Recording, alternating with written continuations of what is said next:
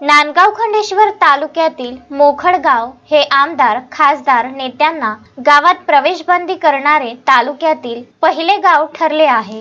गावातील मराठा बांधव यांनी याबाबत भूमिका घेत गावात पुढाऱ्यांना गावाच्या मुख्य द्वारावर मराठा आंदोलनाचे फलक लावून गावबंदी केल्याचे दिसत आहे। तसेच मराठा समाज आक्रमक झाल्याचे पाहायला मिळत आहे। मराठा समाजाला सरसकट आरक्षण मिळावे या मागणीसाठी मनोज जरांगे पाटील यांनी उभारलेल्या लढ्याला मराठा समाजाकडून मोठा पाठिंबा मिळत आहे। नांदगाव खंडेश्वर तालुक्यामध्येही मराठा आरक्षणासाठी समाज आक्रमक होताना दिसून येत आहे। गावामध्ये नेत्यांना गावबंदी केल्याचे फलक झळकले असून आमदार खासदार नेते व पुढारी यांना गावबंदी करण्यात आली आहे। विनाकारण आमच्या गावात येऊन अपमान करून घेऊ नये असे फलक लावण्यात आले। मराठा आरक्षणाच्या मुद्द्यावर विविध राजकीय नेत्यांच्या दुटप्पी भूमिकेमुळे समाजात तीव्र भावना आहेत। मोखड गावाच्या प्रवेशद्वारावर फलक लावून सोशल मीडियाच्या माध्यमातून युवकांनी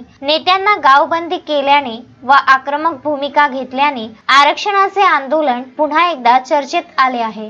गावबंदीच्या फलकामुळे लोकप्रतिनिधीची कोंडी होणार आहे। जोपर्यंत आरक्षण मिळत नाही तोपर्यंत गावात नेत्यांना प्रवेश न देण्याचा निर्णय येथील मराठा आंदोलकांनी घेतला आहे। शिवाजी महाराज की जय, जय भवानी, जय शिवाजी, हर हर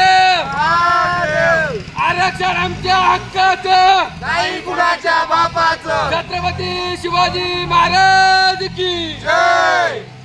उत्तम ब्राह्मणवाडे, विदर्भ न्यूज, नांदगाव खंडेश्वर।